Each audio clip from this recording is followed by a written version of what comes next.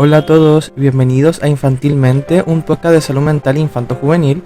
En el día de hoy les voy a hablar un poco sobre la terapia narrativa en la infancia y cómo ésta se puede llevar a cabo y cuáles son sus conceptos más importantes. Esta va a ser un podcast bastante introductorio a la terapia narrativa, no es nada realmente de profundización, pero sí se van a quedar más o menos con los conceptos básicos e importantes de este tipo de terapia tan hermosa y de cómo se abarca principalmente en la infancia. Entonces, ¿cómo empieza este tipo de terapia? Fue creada principalmente por Michael White y David Epson en alrededor del 1990. Plantean la idea de renarrar la historia, reestructurar la historia del paciente, esta historia que tienen cuando llegan a terapia, debido a que dicen que el discurso del paciente tendía a estar saturado del problema. Cuando alguien toma la decisión de tomar un proceso terapéutico, la historia está llena de problemáticas, de cómo están cansados, de cómo esto le está afectando su vida diaria, y el discurso comienza a llenarse de estos factores de riesgo, de estas situaciones incómodas, dejando de lado los factores protectores, dejando de lado las cosas positivas que puedan existir en la vida de la persona y llenando todo, ¿cierto?, de este inconveniente que pueda estar aquejándoles. En el caso de en la infancia, es bien sabido que los niños son llevados a terapia generalmente no por voluntad propia, sino por sus padres, por el colegio, por cuidadores, etc. Y que tienden a tener este discurso saturado del problema de su hijo, de su hija o de su hija. Por ejemplo, mi hijo es súper desordenados, son desorganizados mis hijos, no hacen bien las tareas que les pido, no hacen bien las cosas que se les solicitan, tienen pésimo desempeño escolar. Entonces este discurso saturado del problema tiende a afectar al infante por algo llamado el efecto Pigmalión, que es este efecto prácticamente de profecía autocumplida. Entonces, si los padres están diciendo todo el tiempo mi hijo es desordenado, le va pésimo en el colegio, no presta atención, entre otras cosas, el niño va a internalizar este discurso saturado del problema y va a pensar para sí, teniendo un autoconcepto deteriorado como sí, soy súper desordenado, mis papás no saben qué hacer conmigo, ya están aburridos, y por eso llega a terapia.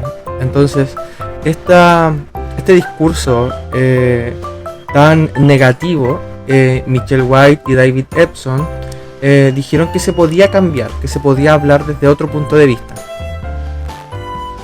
Hay un concepto importante que nombran estos dos autores y es el de historias alternativas, y es más o menos uno de los pilares fundamentales de la terapia narrativa, porque nos propone la invitación a incluir a todo lo que no vimos en la primera instancia, en ver a la persona al margen de su problema. Esto quiere decir que cuando nuestro paciente llega a consulta con una historia saturada del problema, con este concepto de historias alternativas nos invitan a ver a la persona al margen de su problema, externa a su problema mediante la desconstrucción del problema. Es decir, vamos a ir descomponiendo.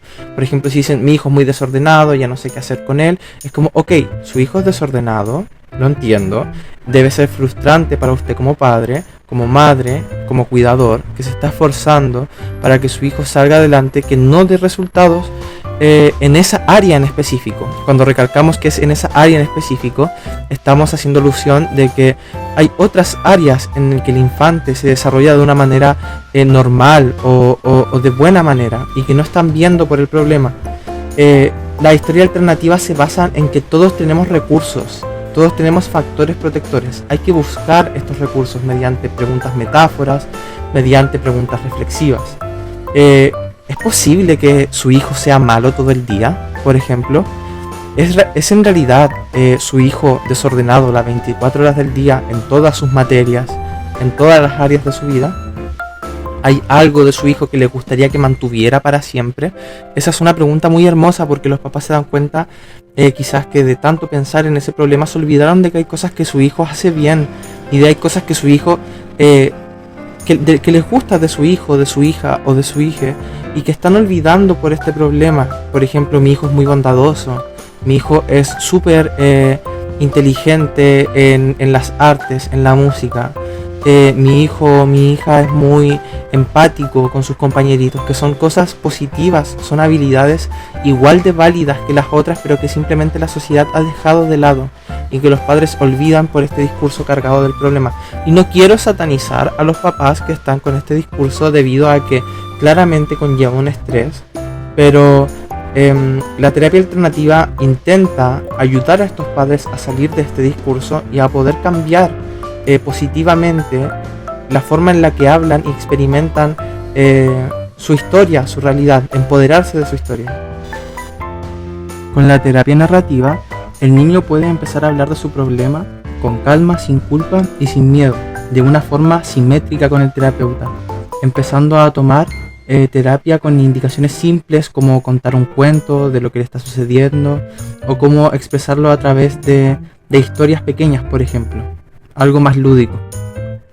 Y como mencioné anteriormente, aplicando la fluidez a través del juego, a través de cuentos, a través de técnicas terapéuticas creativas con el niño que se apliquen en terapia narrativa, el infante va a poder reconocer sus recursos, el infante va a poder expresarse con calma en esta relación no asimétrica entre el terapeuta y el niño. O sea, el terapeuta tiene que tirarse al suelo, tienen que jugar con él, tiene que interesarse por su mundo interno, porque de esa forma el niño va a poder abrirse al terapeuta. Otro concepto súper importante de la terapia narrativa y que es en realidad uno de los conceptos en el que se sostiene esta forma de realizar psicoterapia es la externalización.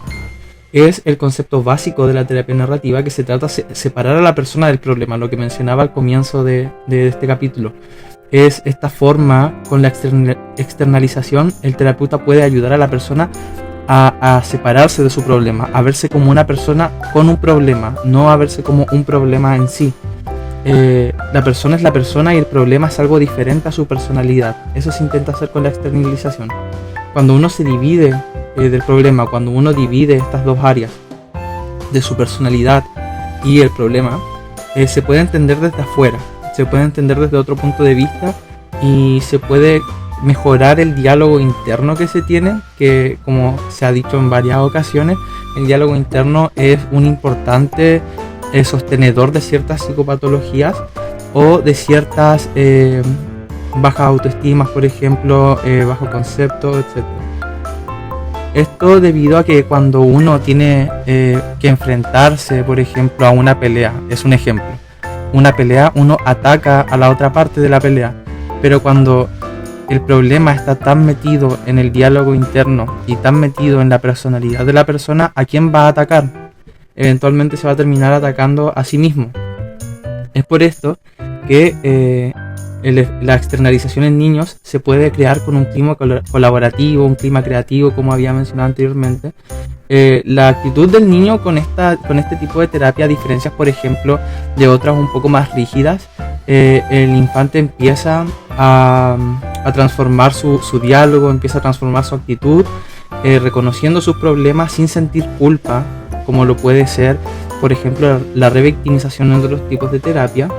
Es natural que los niños al principio no quieran hablar de la situación en sí problemática con el terapeuta, porque es una situación extraña, porque igual no conoce muy bien a la persona, pero con la terapia narrativa se puede llegar a una externalización óptima con el niño a través del juego, a través de como mencioné anteriormente, cosas creativas y diversión. Por ejemplo, vamos a poner un caso práctico. Digamos que hay una niña que no puede dormir y que por esto tiene problemas en el colegio, bajo rendimiento y sospechas de déficit atencional. Los papás llegan a consulta y dicen que ya están hartos que lo llamen del colegio, que no saben qué les pasa a su hija, que no saben qué están haciendo mal, que sienten que está siendo literalmente un fracaso en todo lo que está haciendo esta pequeña. Acá podemos ver un discurso saturado del problema, debido a que los papás no separan este hecho de estar rindiendo mal en el colegio con la personalidad de su hija y lo atribuyen a algo intrínseco a ella, cuando en realidad puede ser, por ejemplo, que esta falta de sueño le esté provocando esta conducta desregulada en el colegio.